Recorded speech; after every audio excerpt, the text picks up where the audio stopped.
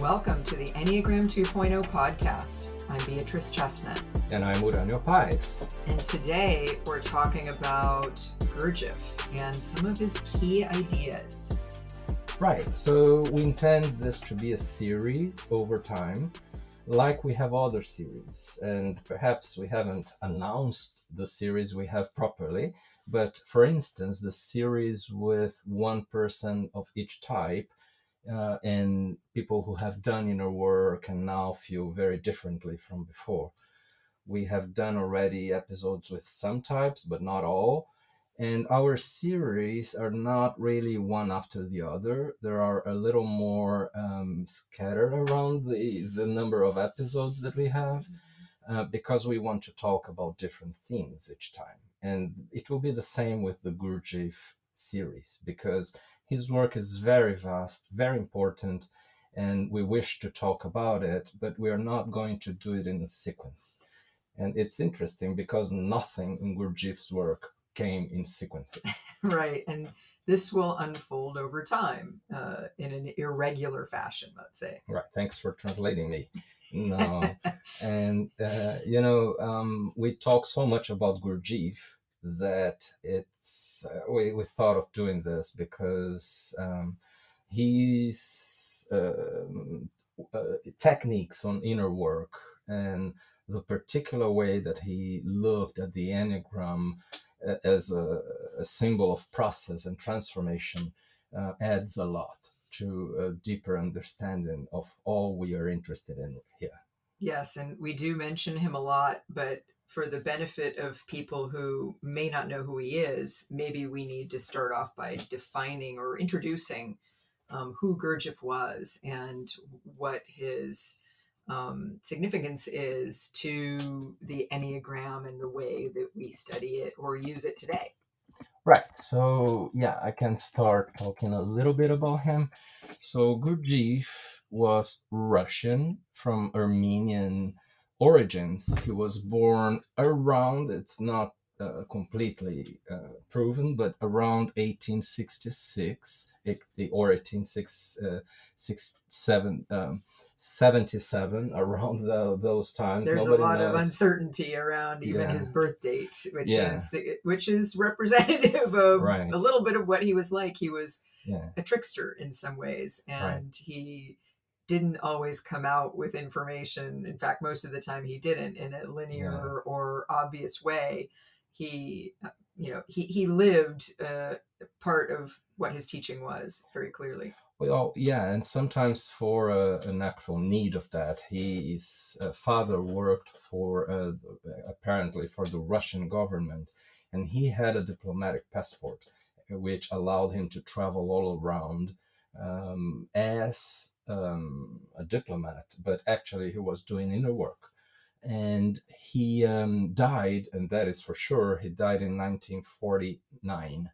So he was contemporary to Freud, Jung, and contemporary to both world wars, and quite an interesting period of time. And he was from an area called the Caucasus, right? Yes, exactly. Yeah. And but he traveled all around the Middle East and the Far East. And so many things in his biography that it's even hard to start talking about it. He stayed with Sufi schools of wisdom of different kinds. He met so many spiritual masters. And also he went as far as the Tibet and then China. And Tibet, yeah, he was actually, according to some, he was the Dalai Lama from that time mentor. For some time, tutor. His tutor, right? The Dalai Lama's tutor when he was a boy. Yeah. But anyway, Gurdjieff was a true seeker, and he had with him, traveling with him, this group of men and women, which is remarkable for the age, especially if you consider that they went into wisdom schools that would not take women. And to these days, they don't take women. And so revolutionary indeed. So he would travel all around with the utmost commitment to learning what he wanted to learn. and to talk with people and insist until they reveal the secrets to him. And it seems that he actually had a big mission of getting the knowledge from the source and bringing it back to the West, like Europe, Western Europe. And when we say knowledge, ancient wisdom. Yeah, more than knowledge. And he would do that in this group that he called Seekers After Truth, men and women together going for that. And he has always done work in groups. And his students would later, much later, live together in the Prieuré in France, south of Paris. And so his work was one of a kind.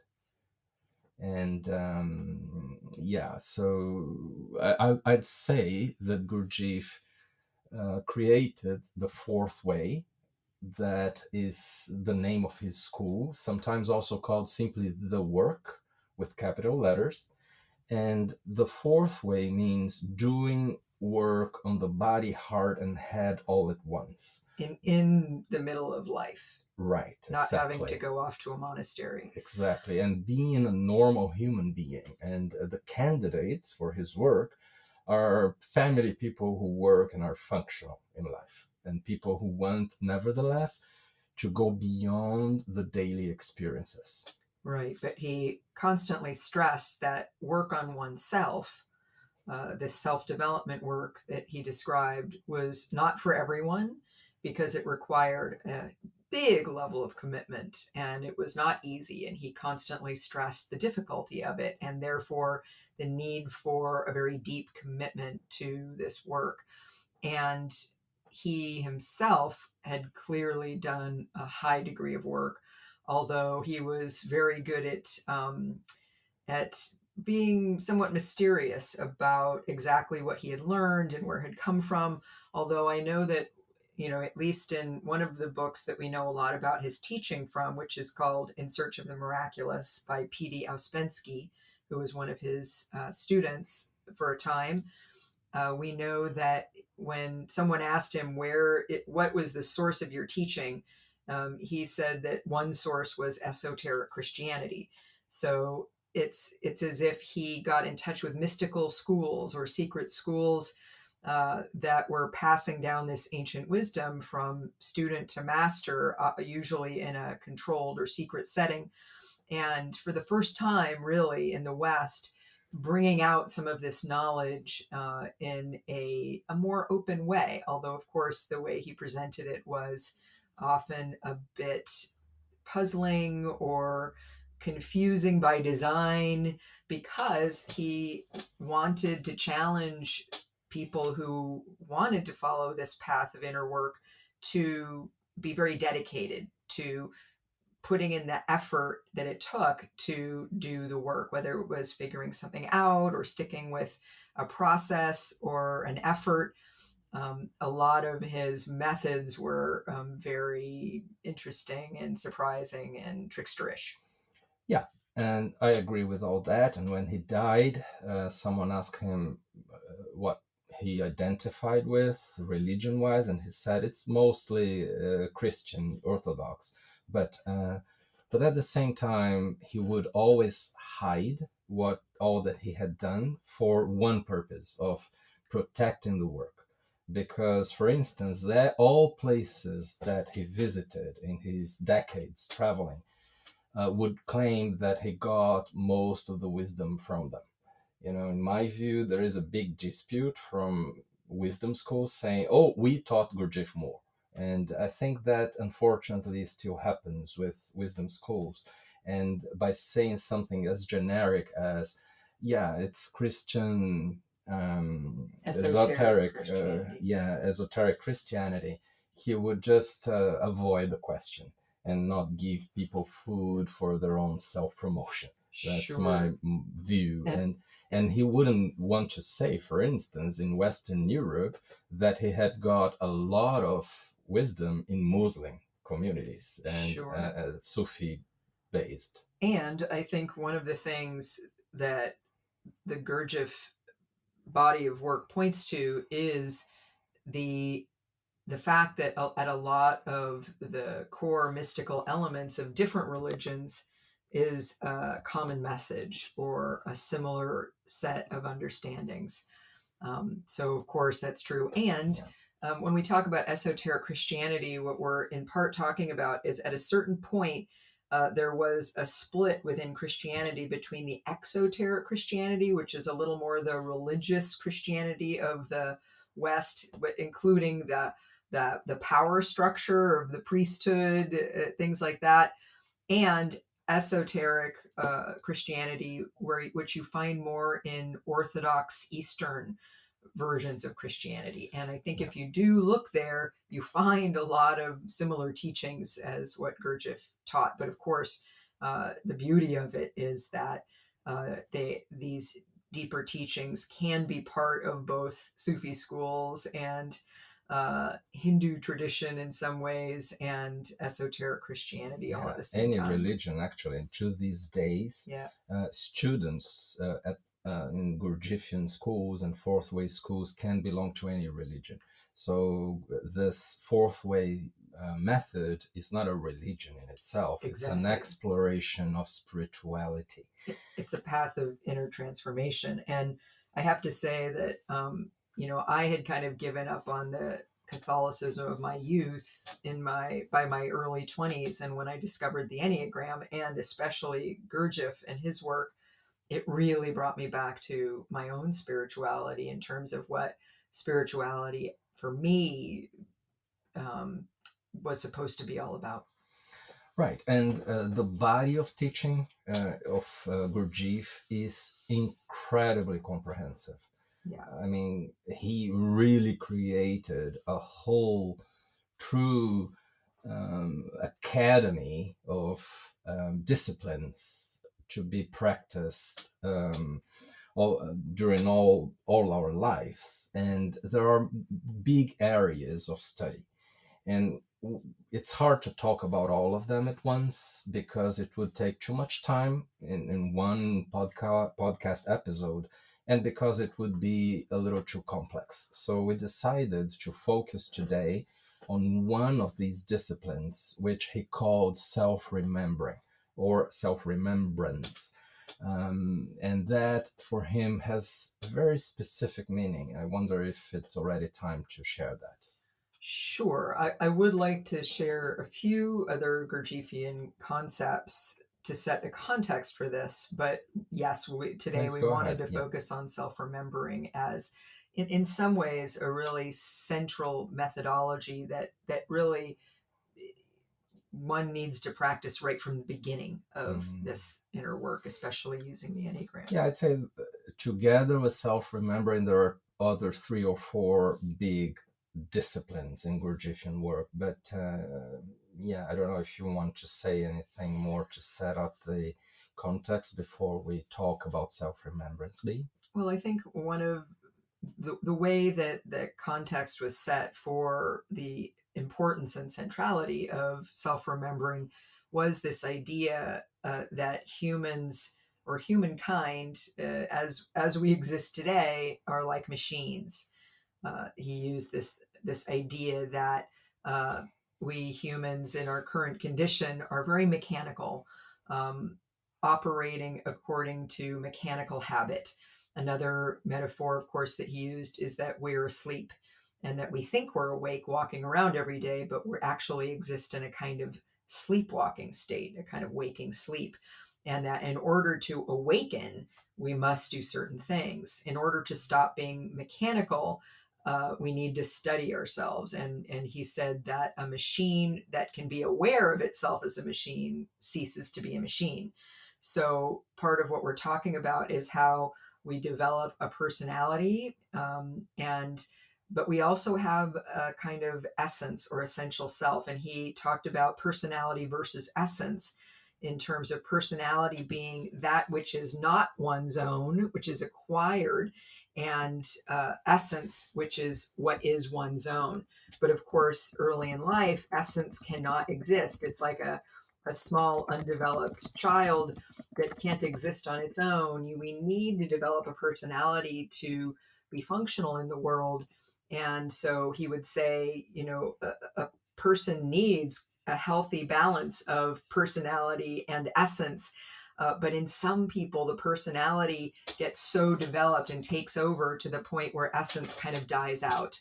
But we need our personality, but we need our personality in a way to protect our essence. And at a certain point, we need to become aware of the habitual functioning or mechanical functioning of the personality so that we can get back to essence and allow our essence to grow and flourish and get more in touch with that as the core of who we are. Right, right. Yeah.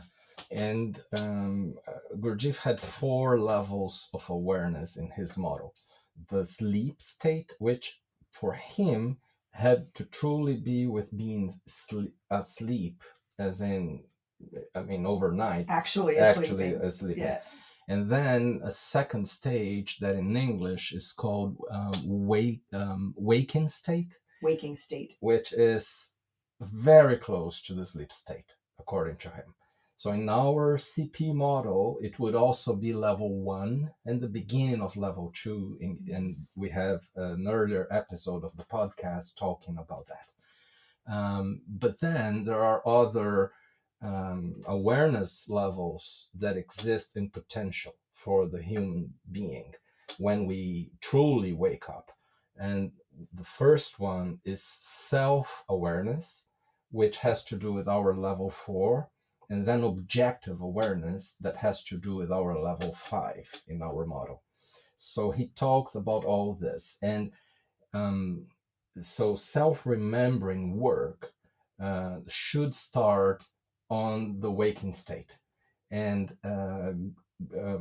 evolve gradually until we get to the objective awareness state. So it changes as it goes. And self-remembering, therefore, can mean something as deep as remembering perhaps what we call the holy ideas and some truths about objective reality. And by the way, he didn't use any time the term holy idea. This came with Oscar Ichazo later on. But that could be totally embodied through objective awareness. Now, it needs to start way earlier in the waking state. So what Gurdjieff would say is, don't even think of trying to remember these beautiful essence aspects before you do basic self-remembering. And that needs to start in the very basic. So pay attention to one particular part of your body every day during 7 days and come back and tell me what you thought. Or pay attention to one of your senses, like all noises around you. Or, for instance, pay attention to everything that's colored blue in front of your field of vision during a week and then come back. If you manage to control your attention to look at only these particular objects of attention, you will already be doing quite an important job of managing attention so that it doesn't go to those neurotic objects that each type has. So this is already self-remembering and self-observation also exercise in Gurdjieff, and it needs to start there. And Gurdjieff, I admire him so much for what perhaps we can call spiritual realism, which is, don't start doing spiritual work by talking about light and angels, because you're very far away from it. Start by doing more basic things that will bring you faster to that state. But don't get delusional about seeing light too prematurely. Yes, in fact, I remember a story, it was probably from In Search of the Miraculous, where people started asking him if he believed in reincarnation, and what about the topic of reincarnation. And what he said is exactly in line with what you just said. He said, don't even think about that, because you need to really just think about like where you are right now. Right. And if you're never going to be reincarnated, if you don't develop something that can be reincarnated, something that's awake and alive enough and that is essential, because if you're asleep, then this is pretty much it. Well, what he apparently revealed to very close of his collaborators later on was that he would never admit that reincarnation existed because human ego would automatically say, so I have several lifetimes to do all this work that this guy is telling me to do. Exactly. I don't need to finish on this lifetime. Right, because he knew so well what the human ego would do, and it was and even just the egocentricity of, wow, I'm an immortal being, I have all these lives, as opposed to, you have to remember yourself today, and you're not. What you're doing today to get a little bit farther on your path, you're failing to do as we speak. So you need to really just focus on what you need to focus on to do the work to evolve a little bit right now. But I think Gurdjieff was innate, so he wouldn't explain things this gently as you're doing. He would more scare people. Like he would say something like that: no, reincarnation does not exist until you reach that level. If you don't, you'll be really ashes forever. So he would scare people with his particular style. Right. Yeah. So self-remembrance has to do with, starts with witnessing something in your physical body. And for Gurdjieff, there are 4 different bodies, 3 of them being subtle and more advanced than the physical one. The problem, as we say, as we teach in our model of levels, is that people on level 1 believe that the physical reality, matter, manifestation is all there is, right? So we need to start there. And also Gurdjieff was pretty strong about doing work here and now and being here while not being off here. So everything had to do with including the body. But that started then as observing your body, observing your sensations. And he would be really strong in saying that self-remembrance should start with sensory things, not with emotional and not with mental things, which is different from some Eastern meditation techniques that go straight to observing the thoughts. Right. Now, I want to interject here just a piece of information about Gurdjieff, in case people are listening don't know, and that is that Gurdjieff didn't talk about the 9 types. So whenever we talk about the 9 types, that specific piece of information, that typology, doesn't come from Gurdjieff. That came from Oscar Ichazo and was refined by Claudio Naranjo. But what he did talk about was different levels of consciousness, and he talked a little bit more about what we might understand in terms of the 3 centers of intelligence, and the person who's based in the body, the person who's based in the heart, and the person who's based in the head. So that's really important to remember about Gurdjieff. He would call it man number 1, man number 2, and man number 3, and all of those 3 kinds of people are at the same level, and they're all trying to get to the next level through doing through really committedly doing methodical inner growth practices such as self-remembrance and more. But just to kind of again put this a little bit in context, so would you say that self-remembering was one of the sort of earliest in the path kind of method of let's say initiating the process of waking up?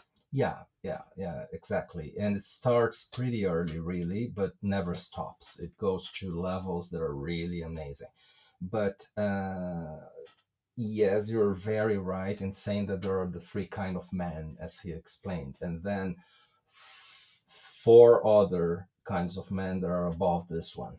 Right, who are doing more work. Those are different levels. So 4, 5, 6, 7, 1, 2, 3 really is all at the first level, and then there's a next level and a next level and a next level. According to him, which is connected to those levels of awareness in his methodology of self-awareness and objective awareness. But my point now is that although there is man number 1 more based on the body, like what we now say are 8s, 9s, and 1s. Then man number 2 in Gurdjieff, which would be more emotional, men types 2, 3, and 4, although he didn't say that, that because he didn't talk about types. And then also man number 3, who would be more mental, and therefore 5, 6, and 7s for us. Although he said all that, he also said very clearly that for all 3 kinds of men, there was a process of development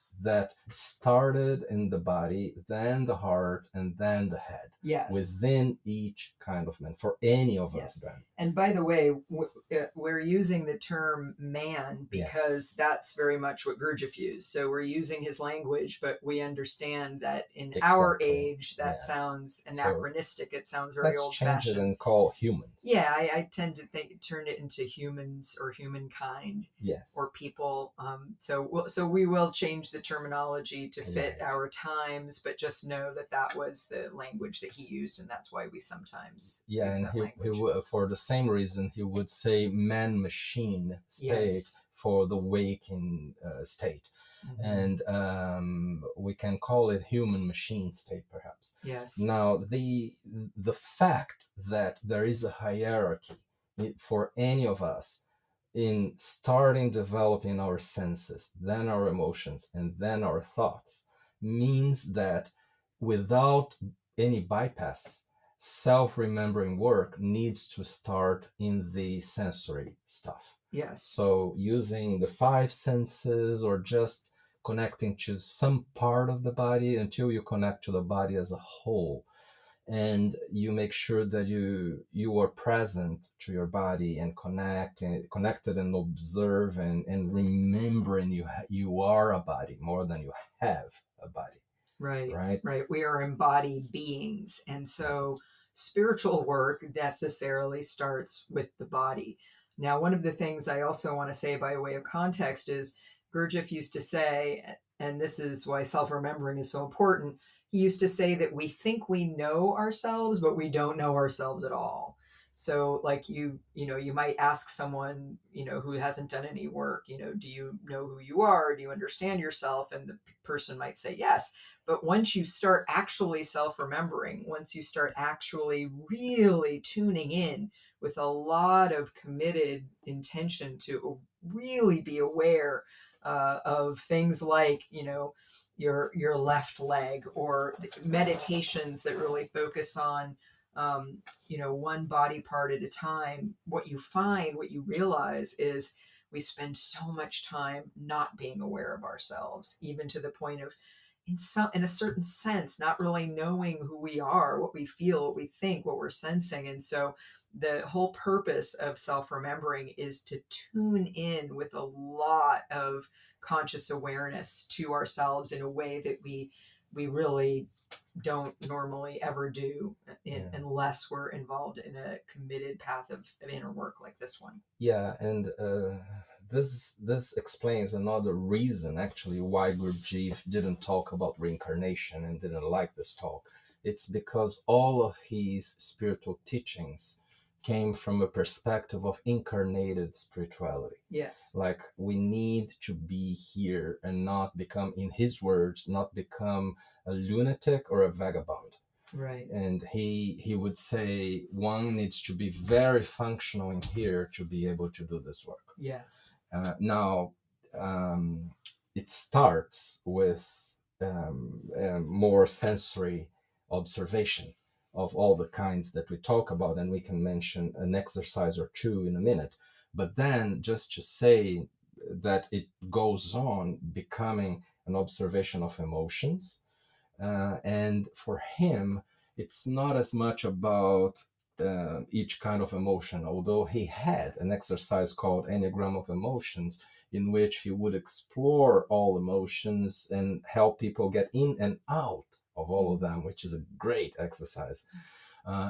Sometimes we need to get in because we're not in touch with that, and sometimes we need to get out because we're too much in touch with it. We're not letting go of it. Yeah, but mainly he would do exercises in what he called negative and positive emotions. And for him, this has a very particular concept. It's not what people think it is. Right. It is negative means conditioned emotions, and positive means unconditioned emotions. So, for instance, for a type 7, happiness may be a negative emotion, a conditioned emotion. I mean, I cannot not feel happy, right? So he would help people see what were more mechanical emotions by calling them negative, as in conditioned, and then observing all of those coming up, and then evoking emotions that were positive, as in non-conditioned, which are emotions that in our levels of awareness model, we say emotions that you in your particular type and subtype avoid feeling in the beginning of your journey. Right. And he would also, one of the earliest things that he had his students do on their path was the struggle against the expression of negative emotions, Right. Which I find really interesting. And when I try to do it, it's both difficult but really illuminating. And that means if you're feeling angry at someone, let's say, that you don't express it, but that doesn't mean you repress it or go unconscious to it. You stay very conscious with it. You just don't act it out in the way that you normally might. Right. And by staying with it, it's like you learn a lot about what's going on there. Like you still have the emotion, you just don't act it out through the normal emotional reactivity that you might, which of course has the function of keeping you stuck in it. Yeah. Very good point. I just want to say again that some emotions that we might call positive for him would be negative. Like Right. for a 2 being super nice Right. out of happiness, that would be as negative as acting out anger. Right, because underneath that is a worry about other people being happy or being okay with you. And because it happens mechanically. Yes. Now, yes, and it can be a fake kind of happiness, by the way. Yes, yeah. So negative emotions are fake by definition for him. Right. And then after that, there is the mental observation with a pretty similar concept, meaning thoughts that are not yours. And there are also, in the way I learned it, I have never read it in Gurdjieff, but I learned it in a Gurdjieffian school. Thoughts of that are from the more conditioned, that you learn, for instance, from your early teachers and parents, totally conditioned in what he called the formative center, and then go into a first degree that you start thinking for yourself and you question a few things. Then you have a slightly more original kind of thought with ideas and creativity, which is already much more sophisticated, but still belongs to personality. And only later on, you would have the pure kind of thought, which is not yours. It's just a channeling of a higher level thought.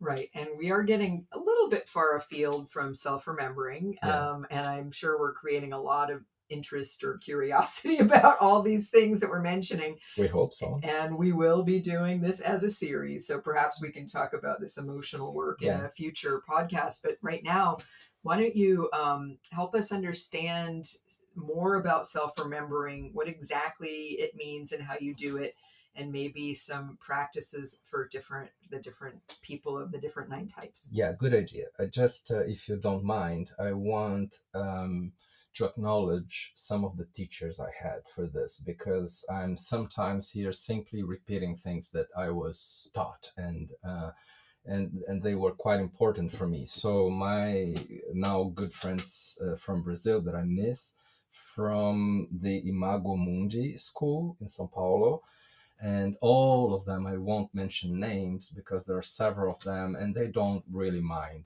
being mentioned by name as a choice. But you mean they would rather not be mentioned by name? Yeah, and they write texts without mentioning their names. So I'll just follow what they do and not mention any names, but they know who they are in case they listen to this. So so in terms of self-remembrance techniques, it's really first what I mentioned before, choosing one part of your body to commit to paying attention to it as much as you can during the week. It's usually a week-long thing. And doing it in a group and reporting the results to the group after this week. And whenever you forget paying attention to that, and you need to be remembered about that. Reminded. Today my English is not, it's never very good, but today it's worse. I wonder why. But anyway, you need to be reminded about that by what he would call a wake-up call. And modernly, it would be ideal to use a cell phone and to set up alarms like 5 or 6 times a day.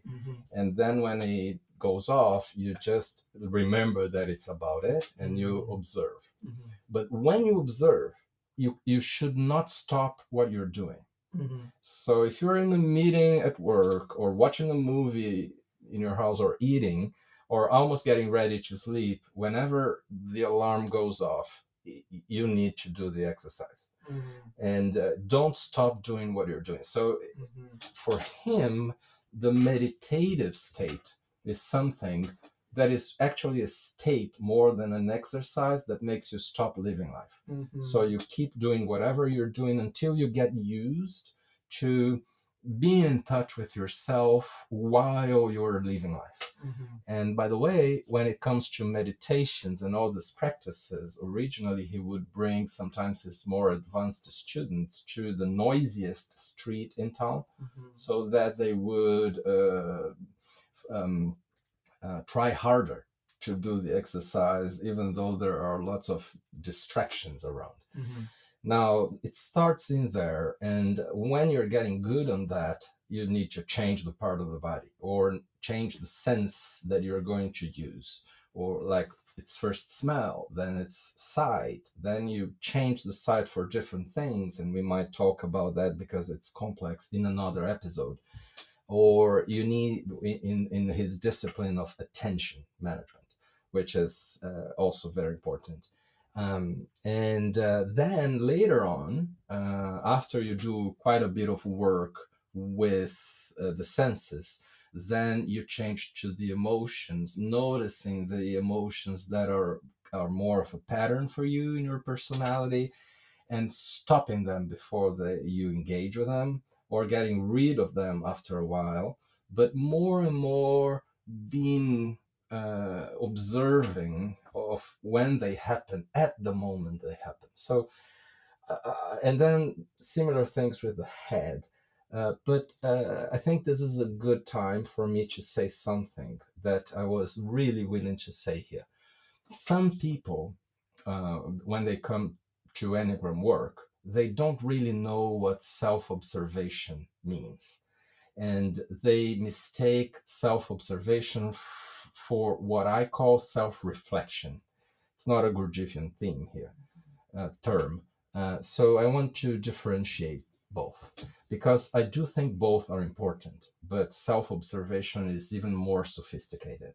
So self-reflection is, for instance, when you go to a therapist or when you talk to a friend and you reflect back to whatever happened last week or in your childhood, and you look at that with a new understanding. Or 10 minutes ago. Or 10 minutes ago, yeah. But it's not happening at the moment. Right. And that is super important when it comes to psychological healing. Right, like figuring out why you do something or where it comes from in your history or why you get triggered in certain ways. Like that kind of inner reflection, thinking, talking about all of that is very important. It's part of how we get more aware of the deeper roots of what we observe. Exactly, and that's super important. You, for instance, you are so good in teaching people how to do that. And it's vital, in my view, so that people don't bypass, because the self-observation skill is not yet essence or spirituality per se, but it's leading you there. It's more advanced. And sometimes, in my perspective, not exactly Gurdjieff, but Gurdjieff's work as done nowadays in the world bypasses that stage of self-reflection. It's more like focusing on spirituality than psychology. And self-reflection is essential for our psychological and emotional maturity.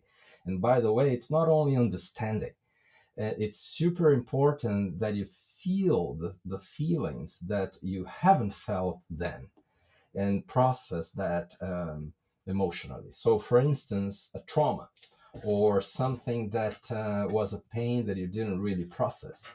So, you look back to everything and you not only understand, but you go through the hard emotions that are connected to this.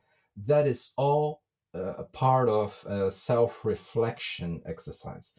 But self observation, which is the tool that is pretty much used in self-remembrance disciplines in Gurdjieff, is not that. And that is witnessing what is happening right now and witnessing with a non-judgmental mind. It's not really different from the inner observer or the inner witness in other esoteric traditions, and but that's different than reflecting. It's really just looking at it and seeing what's happening with me right now, and that's the main goal of the exercise of paying attention to this one part of your body. For instance, trying to pay attention to your tongue while you speak throughout the week, and by the way, noticing how much you speak, many times more than needed, and then noticing that is different from thinking about it or trying to look at it. It's really looking at it while you are speaking, and it's done from a separate structure, a structure a little bit separate from your ego. It's not essence yet. I want to make this clear, but it's almost essence. It's one of the last parts of personality before we have spiritual experiences in reconnection and remembrance of essence. But this inner witness is just watching with relaxation, non-judgment, and acceptance. It's nothing to do with reflection. It's nothing to do with trying to understand. It's just witnessing. And that is what self-observation means. So there are people who have been doing self-reflection forever and have not many skills in self-observing. And that needs to be said, because many people in the Enneagram world don't understand the difference between the two. And the case I'm making here is that both are important. And I know you also have a bit of a critique around people who do focus on self-observation in a certain way. In two ways. One is dismissing self-reflection work, which I think is complementary, not mutually exclusive. And the other way I'm critical is some people who think that self-observation work is everything, including thinking that it's the most important spiritual skill, while actually it's not yet spiritual, technically speaking. And I won't explain, but it's the mental portion of the lower mental center. So it's not yet part of the higher centers, as Gurdjieff explained. And it's still on level 2 in our model at CPB. Mm-hmm. So I'm critical of teachers who just talk about that as being everything. Mm-hmm. It's an important thing, mm-hmm. but it's part of a larger set of resources that we need to develop. Mm-hmm. Mm-hmm. Now, the inner observer is essential, nevertheless, and we need to build it and sense it in a way that hopefully becomes permanent, like you are observing all that's happening with you along your day.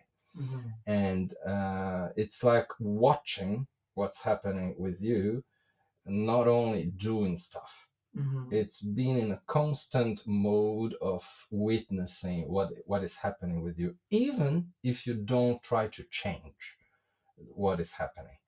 But eventually, by watching and developing a few other things, you will be able to choose how to act instead of just react with those negative emotions and negative thoughts. So it sounds like your critique of, say, maybe a teaching that simply focuses on developing the inner witness, or just watching, and just stops there, is that that's just the first step, and there are Exactly. subsequent steps that are more challenging after you, say, work that muscle and get better at being able to focus your attention and notice and stay conscious of what you're witnessing or what you're noticing. There are other things to be done on top of that. That doesn't solve everything. Right. And at the same time, I'm really appreciative of teachers who teach that important part. I just don't like when they implicitly make believe that that is all. Or send the message Yes. that that's all. Yeah. Hi. If you're enjoying the depth of knowledge offered in this podcast, you might want to stay in touch with us.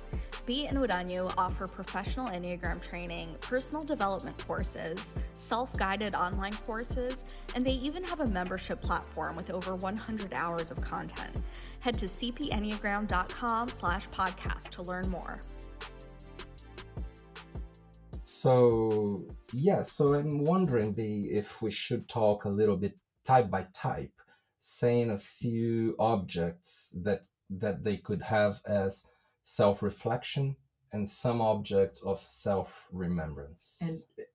But correct me if I'm wrong, would it go in a different order? Like, wouldn't you need to remember yourself first and notice things? Well, and then reflect on what you notice? Because it seems like if you're reflecting, you need something to go on, or it would help to sort of deepen your understanding after you get good at really noticing what's really happening, or developing your observation or self-remembering skills. Yeah, we can definitely talk in this order. And I think that self-remembrance and self-observation makes it easier for you to self-reflect also. But in practice, most people self-reflect without self-observing. Right. So we can go either way, in my view, but we can start maybe with 8 and then see how we go. Okay. Do you want to go with 8? Should I start? Yeah, why don't you start? Okay, so with 8, an object of self-observation and self-remembrance would be observe how you're puffing up your energy, like you're expanding your energy, and how often that happens in your day. Sometimes by means of a big inhaling, sometimes by just expanding your body, sometimes by suddenly starting speaking louder, and many different other ways. So observing that when it happens is a very good exercise for 8, because they will be observing the passion of lust, which is excess. Now, when it comes to, there could be more things, but I want to really concentrate on one that to me sounds like a very good exercise.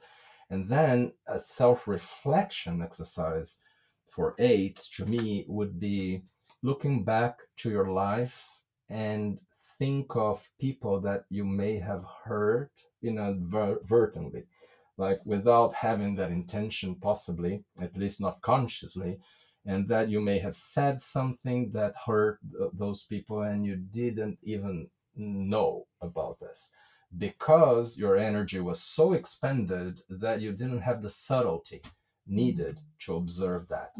And that can come perhaps together with consulting with people who knew you then and asking them for feedback, or hopefully even talking to those people who felt hurt by you without reacting, just knowing, looking back and knowing how unfair you have been perhaps with those people, which is the least thing that and the last thing that you would want to be, because 8s are about fairness. Right. And also, I think noticing all that without getting self-critical. I mean, 8s aren't really the most self-critical in everyday life at the average level. However, when they start getting more aware of the impact they can have without meaning to on people, they can feel very regretful or even self-critical. And I think that's not what we're talking about here. It's not about feeling bad about yourself for having hurt people without realizing it. It's more about just that noticing of, wow, my energy got big and I didn't really even notice it because I'm so used to that pattern.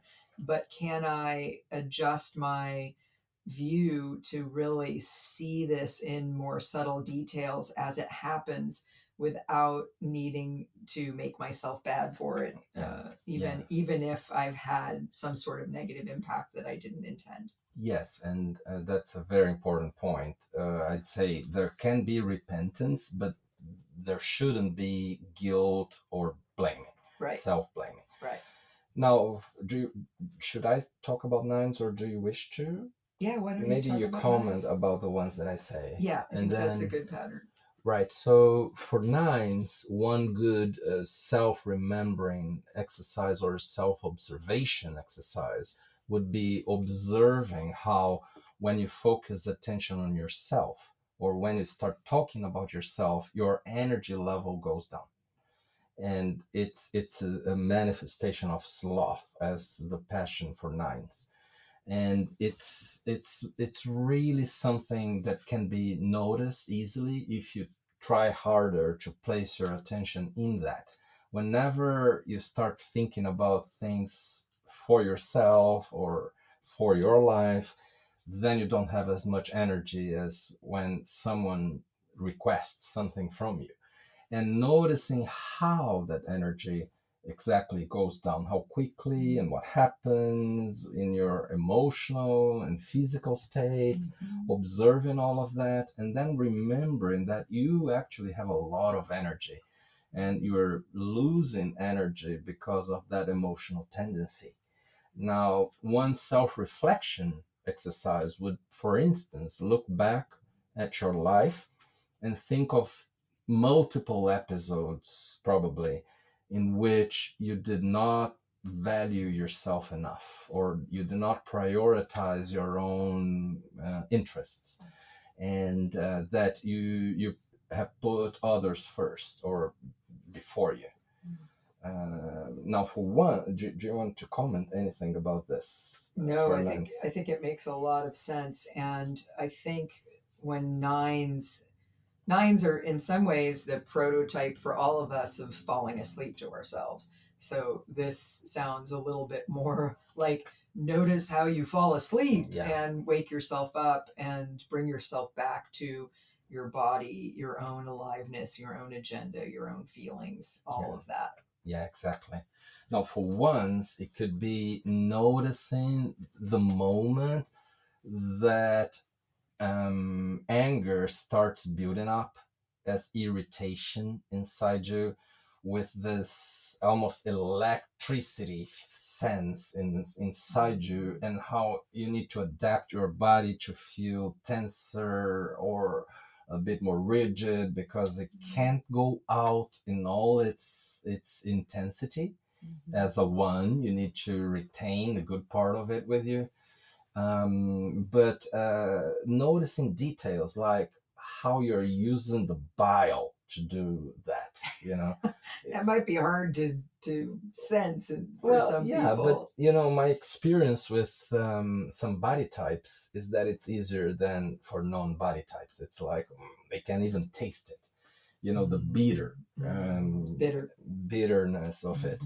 And would it also be like sensing where they have tension in their body? Oh yeah, like when they contract the lips, for instance, and noticing that, because that is a manifestation of anger, and a certain eye look, or closing the hands, or stiffening the shoulders, or the belly, contracting the belly, or putting the teeth together, or observing all those things that happen quite often, and hopefully not criticizing yourself for any of them. Exactly. Observing then the self-criticism that comes from it, from the exercise, and then remembering you are actually very relaxed in essence, But observe that first part first things first. And then as a self-reflection exercise, it could be looking back at how much in the last week you have been harsh at yourself, and seeing how much you have brought inside of you of guilt and self-blaming, and refraining from having more relaxation, going for duty before pleasure, and pleasure never arriving. And how, what was the impact of that really on you and others, right? So this is what I would say for once. And then for choose, I'd say one thing to observe is when you intensify your emotions, not only when you are surprised with something or sad with something, but mostly when you are super happy with something you did for someone and the person was happy with you, or when you felt special in a relationship, or when you felt super good with yourself for something good that you did, and sensing how you vibrate emotionally in happiness, but also in playing big energy around your heart space, which has to do with pride. So observing that happening and noticing, pride is building up. That's one exercise. But another one is self-reflection. And you can try to remember how many times you asked for help in the last month. Or you can try to look back a while in your life and just ask yourself how many of those needs that you had identified got met, because you talked about them and asked for help about them or prioritized them. For threes, it could be in self-remembering and self-observing. It could be simply noticing the shape shifting when it happens, like how you are not the same person you were a couple of minutes ago when you were talking to someone else. You're now talking with this other person, and your shape shifted to become what that new person sort of expects you to be, or so you think.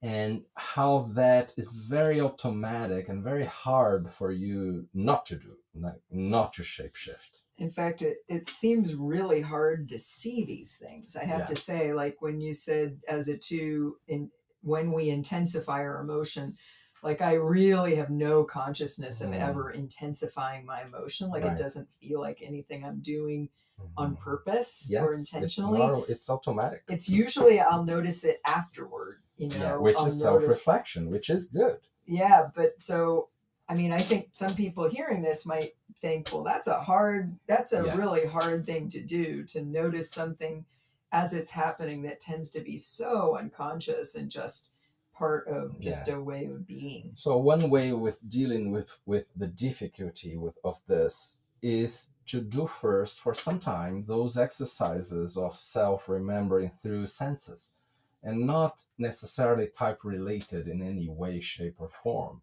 So stick with those if you think it's and hard. Those meaning like watching your left foot for a while. Yes, or for instance, your tongue, as I said, or the tension on your forehead, or your voice, the volume of your voice, or how you just gesticulate, or how you use your hands. When or you talk.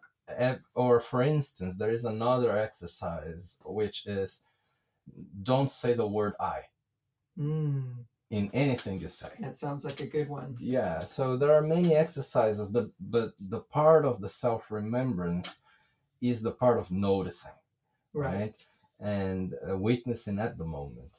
Now, everybody can start with simpler exercises, and I agree with you that I'm mentioning a bit more sophisticated self-observation exercises that requires the person to be more fully on level 2 in order to do, like observing the passion of type already. Right. So maybe you've been doing inner work for a little while, and That I do can be wonder done. if it's okay to maybe give yourself room to catch yourself in the act right afterwards for a while. For me, I think that's what's helped me, Yes. is to notice, like, for instance, what you might call amping up the emotions. Like, I really like that person, you Yeah. know, I Mhm. really, really, really like that Exactly, person. I'll yeah. notice I say that, but I'll notice it afterward, you know? Yeah. Now, again, I get what you're saying. That's not self-remembering if it happens after the fact. Yeah. But it's an important thing. It's good. Yeah. And you can start there for sure. Yeah.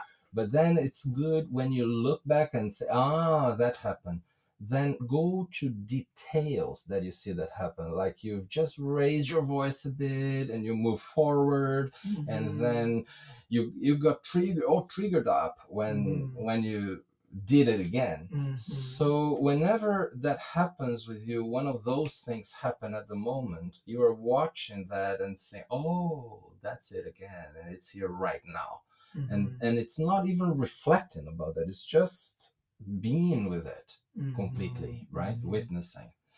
Now, the self reflection exercise for threes could be more like looking back at how many times you've asked yourself what you wanted to do, which tends to be not many for threes. And just going with the flow of what seemed to be potentially successful, you know. Now for fours, the self-remembrance exercise could be looking at, it's both self-observation and then self-remembrance. So looking at how you're comparing to others when you're starting to do that. Maybe you can first observe the inner sense of lack, and then how you start looking outside to find what seems to be missing, and then how you bring it inside you by means of introjection, right? So seeing that whole process being done, or for instance, watching how much you're spending time inside yourself and not being outside with reality. Right? So these are a few good exercises for fours, and then potentially remembering that you're totally connected, you're totally nice and fine right now, and you don't lack anything potentially, and that you are feeding that whole mechanism of thinking that there is something important missing, and then you get into that loop. So in terms of self-reflection, fours might look back and see everything that they already had and they didn't know, or things that looking back were really nice happening with them, but they didn't value at the time, right? Now fives can self-observe and then self-remember. For instance, a sense of a void in the heart, of insufficient connections or feelings, and how they may be actually feeling bad about that, and therefore remember that they actually can be quite connected to everything and with an open heart in a lot of emotions. And that is hard and sophisticated because the natural mechanism is I make as if I don't need that, and then I bring in a lot of information, data, and knowledge to fill in the space so that I don't feel that void, right? So when it comes to self-reflection, looking back, is how much time have I wasted away from people, from emotions, and from living life more fully? And what has all those private moments really added to me? Now for sixes, it could be observing how anxious they are in the inside and how they project that anxiety outside, in a way that everything starts within me and not as I may think that other people are frightening and situations are fearful or scary, and that there's something else bad happening out there. That might be just a projection of something that starts within you.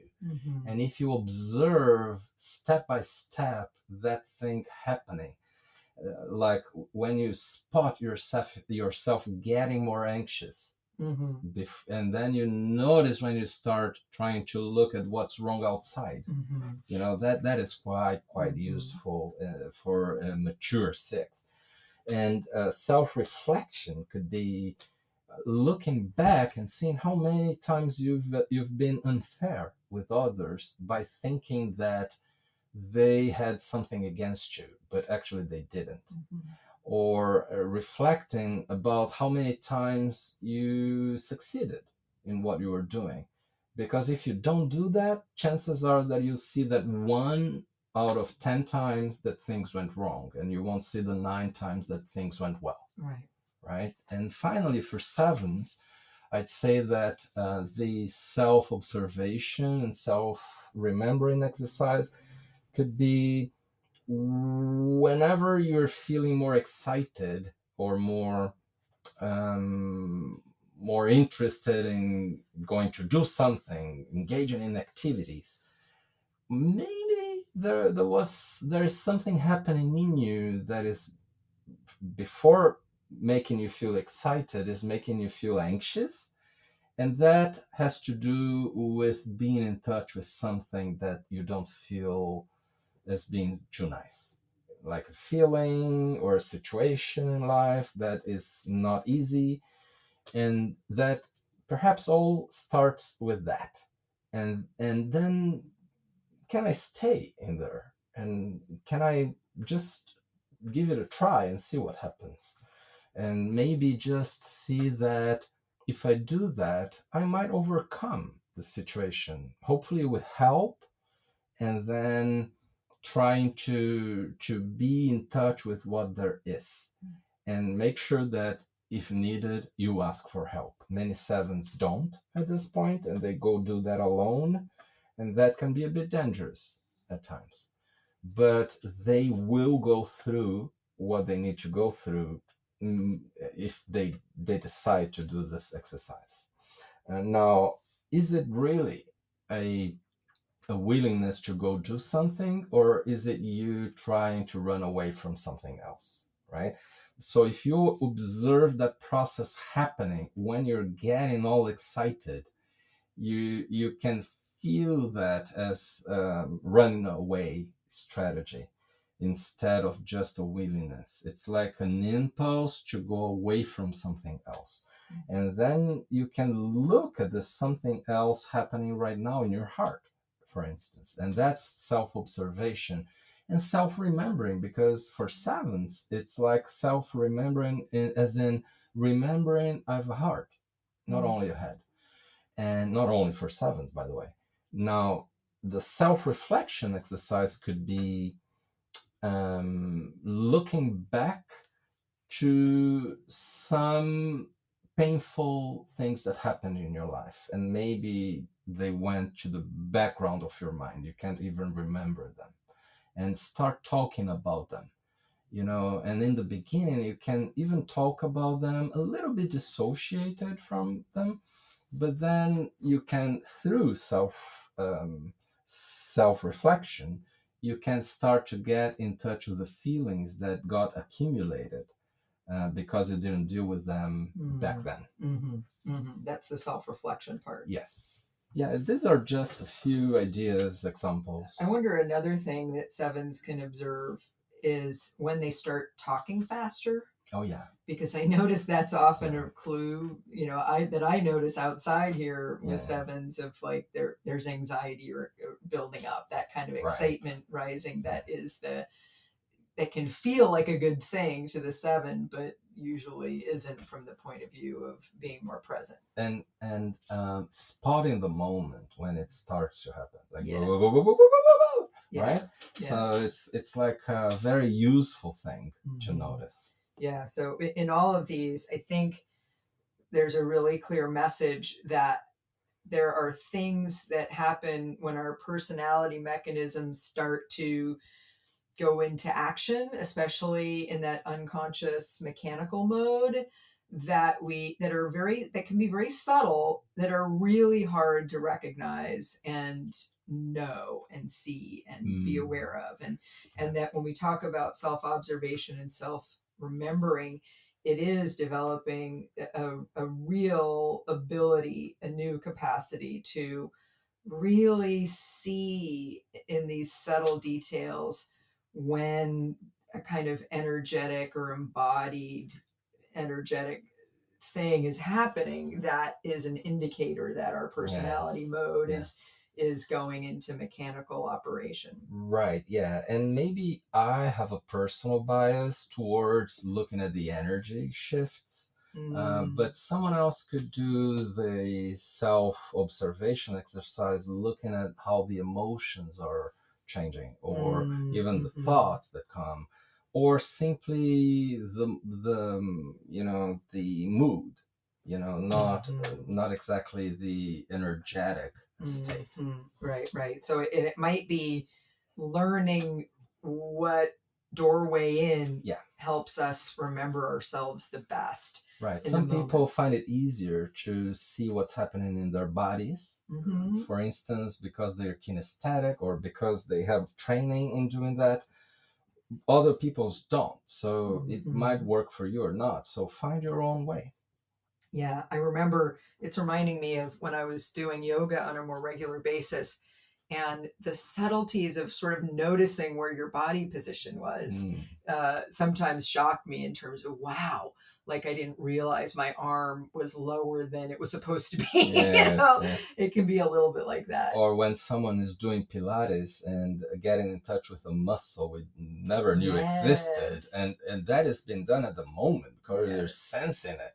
And so that's also self-observing. Right. And for me, when I used to do Bikram yoga, it would be the next day when my body hurt in places I didn't know I had muscles. That might be more the self-reflection part of recognizing, oh, I didn't realize I flexed that muscle that I normally don't flex. But I think that could be a metaphor for recognizing in this, again, in learning to be aware on this very subtle and yet important level of what we're doing, and that's what we're talking about when we're talking about self-observation, and that there are degrees of it, but we need to start where we are. And for a lot of us, it's just noticing these energetic or emotional or mental or bodily shifts that signal the default mode is kind of taking over. Right. And it can also be things like, I'll stand up now and I'll go to the door because the bell rang, and I'll notice each step on my way. Yeah. And being present at the step. So I'll be practicing self-observation and being present. It could be many things. Be creative. Great. So hopefully this helps people both understand what we're really talking about when we talk about self-observation and self-remembering. It's no simple thing.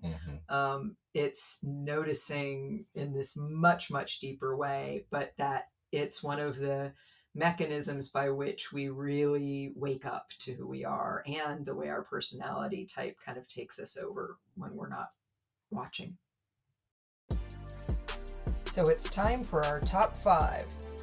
What is our top 5 today, B? Our top 5 is the top 5 most unconventional out-of-the-box types. Right. Okay. Good. Interesting. Yeah, we had thought of nonconformist, out of the box, but we decided to go with unconventional as the word for the top 5. Exactly. So what's your number 5? It's 5. Top 5. Because actually, I think that there are other 4 types that are more conventional than 5s. I think ones. Oh, I won't say that because then the ones. Yeah, don't give it away. Yeah. So I think I am, as a 5, pretty unconventional. But I think that there is a force within all 5s, including me, to be conventional.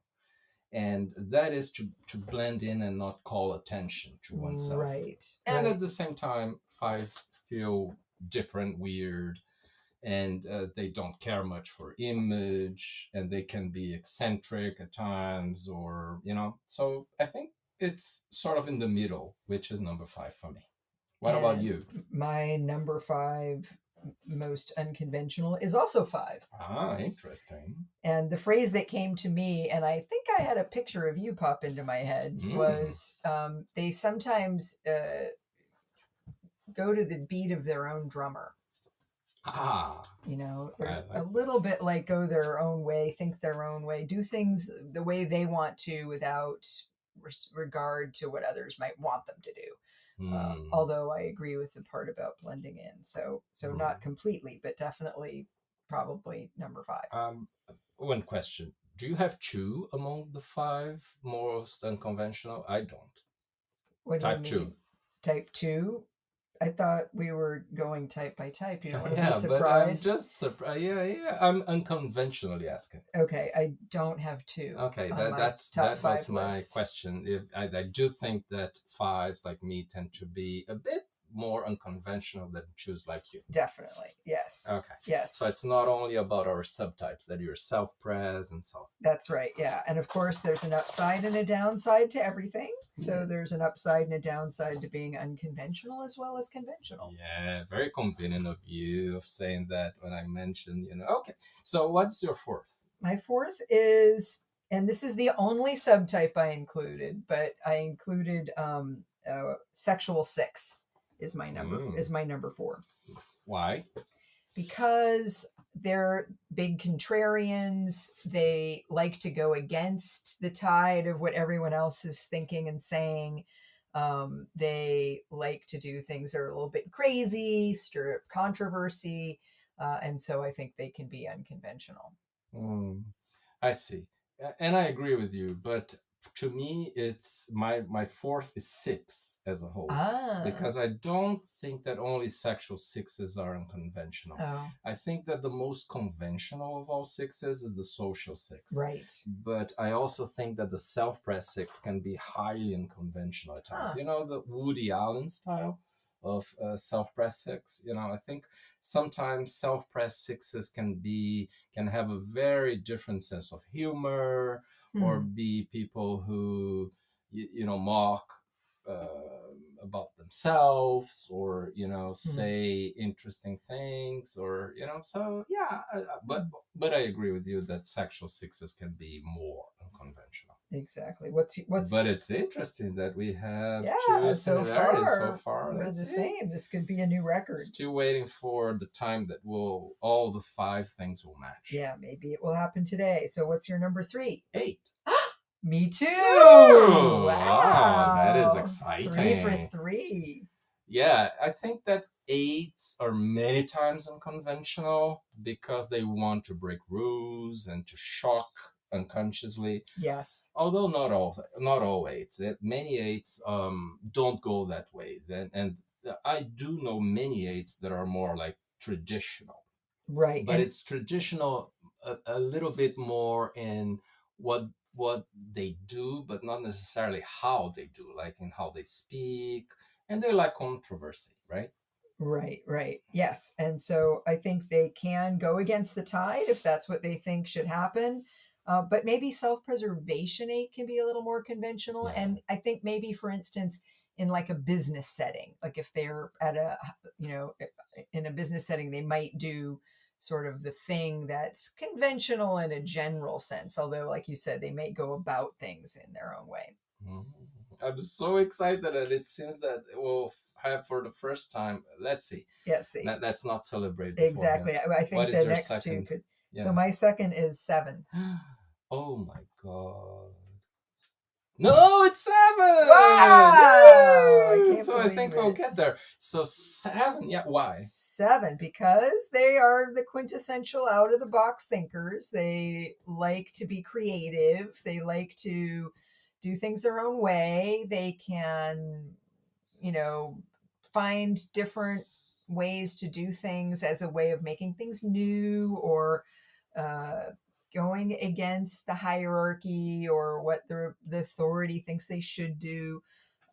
They're just they like to think very creatively about all the possibilities and do things that are new and different.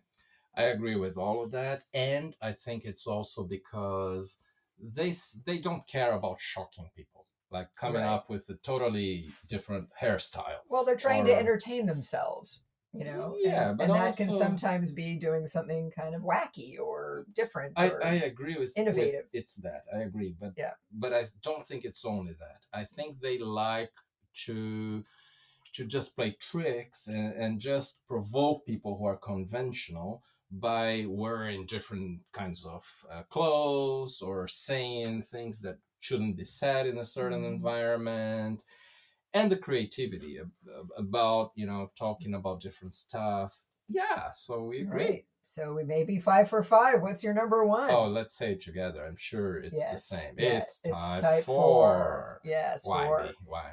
Well, I think 4s are the type that that mostly go with what feels authentically true to them. They don't mind telling the truth, even if people don't want to hear it. They really do things according to what has meaning and purpose to them. They're very creative. They really do things according to their own creative vision. They want to express their own unique creativity, which is often, not what people expect. They tend to be nonconformists, very individual in terms of what they do and how they express themselves. Yeah, all of that. And I would also say it's more common to find 4s who dress completely differently, or, and I sometimes say 3 is fashion. 4 is haute couture. Is this how you say it? Pretty much. Yeah. I mean, it's French, not English, but yeah, I think you got it. Yeah. Those crazy dresses and so, but also, interests, cultural interests, the music that they like, it tends to be different. 4s really try to be different in most cases. Yeah. I mean, I think haute couture is high fashion. I think what you're talking about is a little bit more crazy, creative, Well, high fashion is pretty... It can be eccentric at times also. It can so be. Yeah. Anyway, I think that we agreed for the first. Am I hearing some fireworks outside? I know, it's kind of a momentous occasion that although we had you the same... said only sexual 6 for number 4. Yeah. That's the one difference. So maybe not 100%. Well, let's say it is 98. Yes. Yeah. Pretty glad. Yeah. So. Yeah. Thank you. History making top 5. Yay. All right. So join us again for our next Enneagram 2.0 podcast, where we talk about all things Enneagram.